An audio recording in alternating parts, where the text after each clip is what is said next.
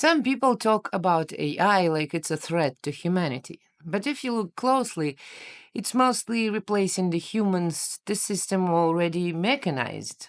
The kind of worker who could flawlessly follow instructions, stay predictable, suppress doubts, never question the script, that's exactly the kind of role AI is now performing faster, cheaper, and with fewer complaints. For decades, the system has been brutally clear about what it values. If you were too sensitive, asked inconvenient questions, thought in nonlinear patterns, or, God forbid, prioritized creativity over compliance, you were labeled difficult, unprofessional, not a team player.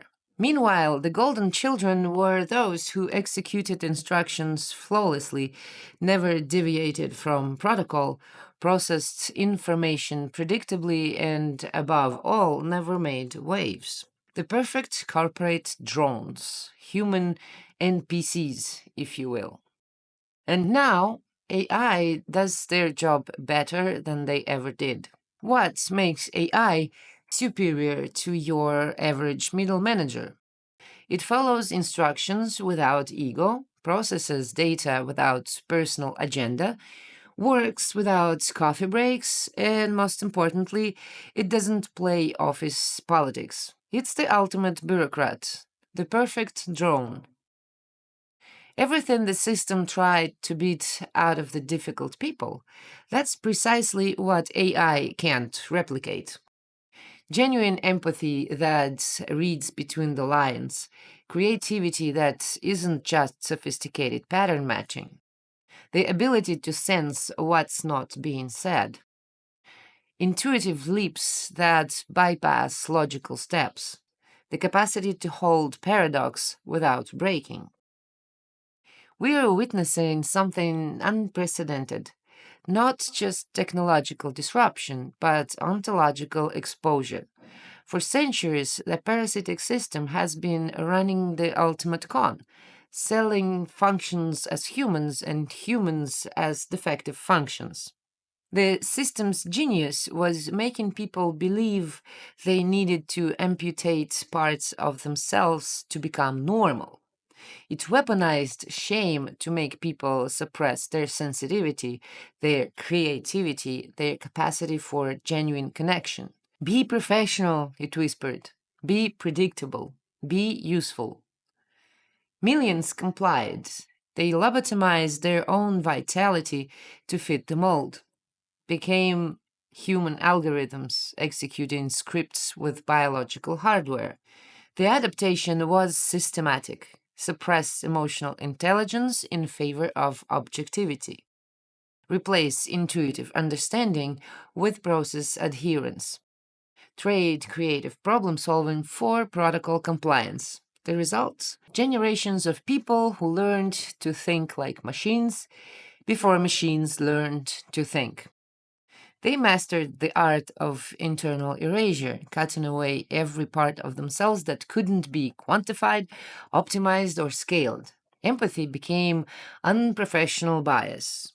Creativity became process deviation. Depth became overthinking.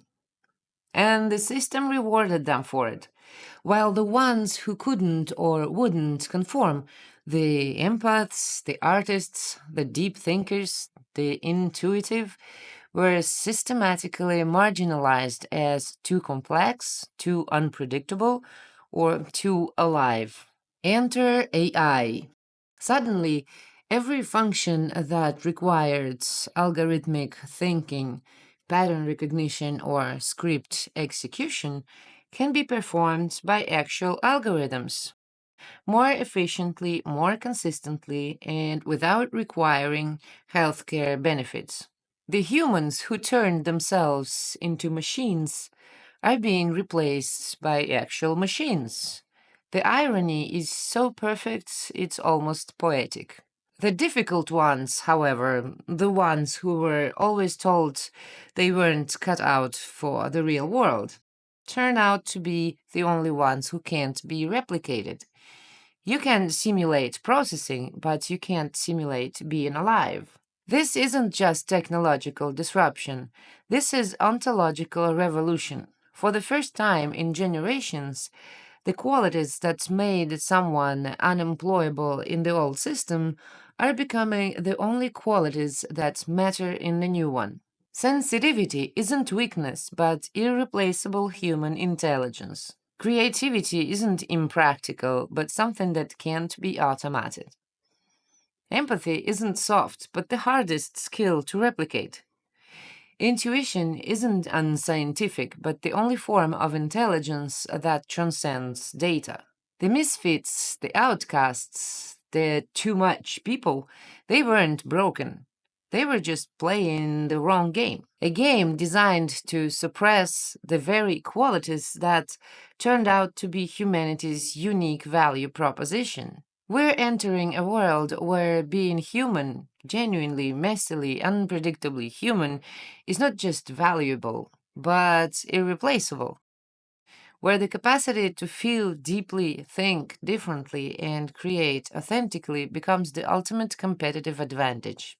The system that spent decades trying to turn people into predictable units has accidentally revealed that predictable units are redundant. Because if it can be systematized, it can be automated. What remains is the irreducibly alive, the consciousness that can't be coded, the spark that refuses algorithmic capture. So while everyone else is worried about AI taking over, I am watching the most elegant form of poetic justice unfold. The conformists who built their entire identity around being practical and realistic are discovering their practicality was an illusion. Their realism was just sophisticated sleepwalking. And the dreamers, the feelers, the impossible people who never quite fit, they seem to be inheriting the earth.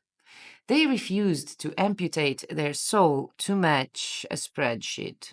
That looks like the great inversion.